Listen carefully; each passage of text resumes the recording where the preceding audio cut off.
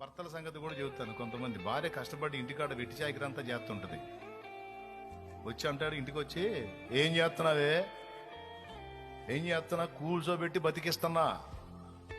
అంతే మరి. ఈయన వాంగని అత్తం కూర్చొని ఇంకంత మహారాణిలాగా ఒక్కరోజు ఎగ్గొట్టి పుట్టింటికి పోయిందనుకో,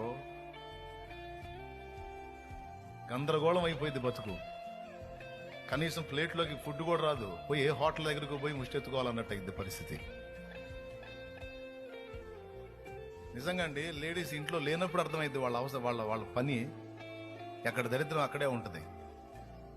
వాళ్ళు కనబడకుండా మనకంటే డబల్ చేస్తారు వాళ్ళు. ఆడవాళ్ళు ఫిజికల్ గా కూడా గట్టిగా ఉంటారు వాళ్ళు, తెలుసా మీకు? ఏదో తగ్గించుకొని ఊరుకుంటున్నారు కానీ కోటింగ్, రిటర్న్ కోటింగ్ పడిందంటే 3 రోజులు లేవు. దేవునికి స్తోత్రం కలుగును గాక.